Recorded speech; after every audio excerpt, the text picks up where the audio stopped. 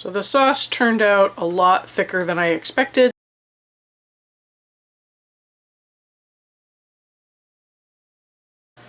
Welcome back. Thank you so much for joining me. If you're new here, I'm Kathryn, the Aerogarden Homesteader, and today I am actually going to make a taqueria style salsa because I want something to put on my breakfast burritos.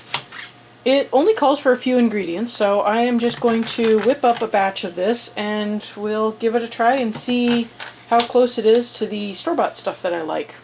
I am using a medium-sized onion. I've got 3 tomatoes. It's basically supposed to be the equivalent of 2 medium-sized tomatoes. These ones are from the garden, so that's what I'm working with. The garlic is from the garden, so that's why it's so pathetically small, but you want about 4 cloves worth, and I have 6 of these arbol chilies that I will be cooking in the oil to sort of puff them up a little bit so that they'll reconstitute a little bit, but not a lot.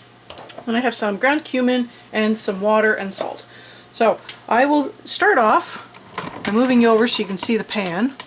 And in the pan I have heating a little bit of oil. It's not quite 1/4 cup, but it's pretty close. So I'm going to get the onions in first, and I'm going to sort of soften them up a little. The point is not to make them brown, it's just to soften them.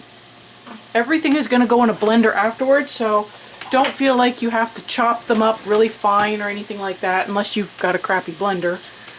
And I am going to sort of break them up a little bit into their sort of individual pieces a little, just so that they will soften up a little faster. But you want to do this for about 5 to 6 minutes, give or take.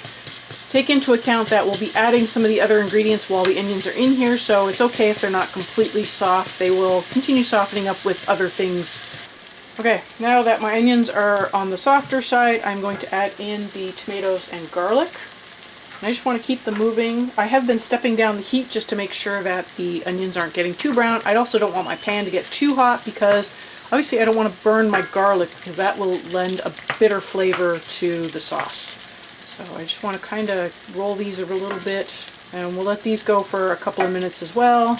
We do want to soften up the tomato and garlic a little bit. The garlic is so small I think it'll just soften on its own whether I stir it or not, but the tomato, this one's pretty big. Okay, this is ground cumin. It does call for whole cumin if you have a blender that you feel can handle it. I am just going to go with the ground cumin because I have it, and this way I don't have to worry about any cumin bits. Should only need a pinch. Then I will need about a teaspoon of salt. Obviously salt is to taste, but we could start with a little less than a teaspoon and adjust from there. And then about 1/4 cup of water. And I forgot to put my chilies in. There we go. Chilies go in before the water. You're supposed to sort of fry them and puff them up just a little bit. So I did that in the wrong order. It'll all be fine, I'm sure. Okay, so I'm going to make sure they are under the water. The temperature is off. I am going to put a lid on that and let it cool down. And then once it's cooled down, I will put it in the blender, and then we will give it a taste test.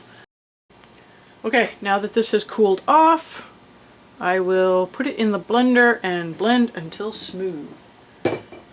Pretty sure that's relatively self-explanatory, but I do want to make sure I get all of the good stuff out of the pan, preferably without making a big mess all over myself.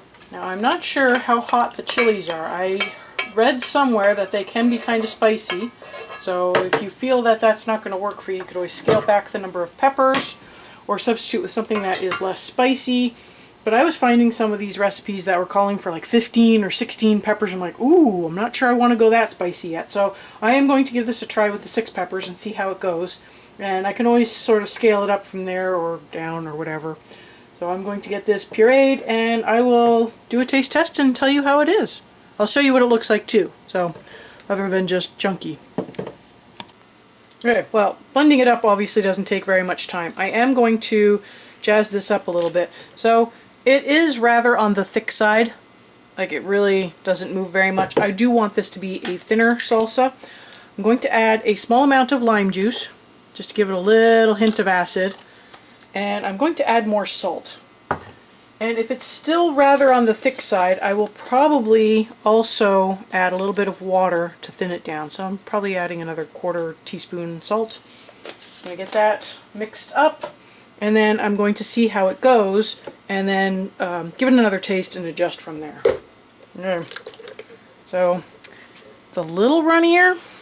I'm not 100% sure it's the consistency I want, but if nothing else, I need to taste it. And it is a little spicy. So even those 6 peppers, I can tell, may have been a little too much. So it might be better if you can't handle the heat very much. I find it's borderline. I can handle the 6 peppers, but I think it should be a little less spicy personally. So somewhere between 4 and 6, depending on what your heat tolerance is. Definitely adjust salt and lime juice as needed. I do feel like it could have used more tomato. It doesn't have a very strong tomato flavor to it. So kind of might want to be 2 to 3 tomatoes depending on the size of your tomatoes. So I am going to, it doesn't have very much liquid in it. My blender is kind of struggling a little bit, but I'm going to blend this up again and see how it turns out. I do feel like I am getting a lot of it just sticking to the sides and the lid. It's still missing something, and I can't tell what it is. I think it can handle more lime juice. And definitely, you know what? I remember now. Lime juice doesn't have very much acidity to it. I'm actually going to get some citric acid and put some of that in because I don't want the lime flavor, I want the acid. Okay, got some acid here, citric acid. So I'm just going to put a small amount in because I do want some acidity, but not a whole bunch. And then liquid-wise, I think it's actually at a pretty decent texture. I don't want it too liquidy. I do want it to sort of... I want it to come out of the bottle, but I don't want it to just pour out like liquid. Oh yeah, that's what it needed. It needed more acid. So it definitely has a bit more of that acidy flavor to it. I'm going to put in just a tiny bit more because I don't think I quite got enough. I'm going to put in just a little bit more. A little goes a long way, so I really shouldn't need a lot to get a little bit more. And I am going to put in a tiny bit more salt because I think it can handle it. I never salt things properly, so if I'm tasting it for acid, I might as well judge it for salt. Yep, that's definitely better. I would cut back on the chilies next time. I would add more tomato. But yeah, I'll make note of that in the recipe. So in case you know, I'll just kind of give ballpark. So, 2 to 4 tomatoes, 4 to 6 chilies, that kind of thing. I think I probably put in about a tablespoon of lime juice, probably a 1/4 teaspoon of the citric acid. So I'll have everything in the show notes listed below for the recipe, and I always pin the recipe in the first comment. I don't always pin it right away because it's kind of, the videos post really early in the morning for me, so it does get pinned a little bit later for some people, but it does get pinned eventually. So I will have that below. I will taste this on a burrito because that's actually the real indicator of how it's going to work is, does it work with the breakfast burrito? It's got good flavor as is, and it looks like it blended up really well. There's no pepper bits in here, so certainly if you've got a different blender that you can't get, smooth purees with, run it through a sieve so you don't get those pepper chunks. But yeah, no, this looks like it turned out really well. So I actually can't wait to try it on a breakfast burrito. I will let you know how that turns out.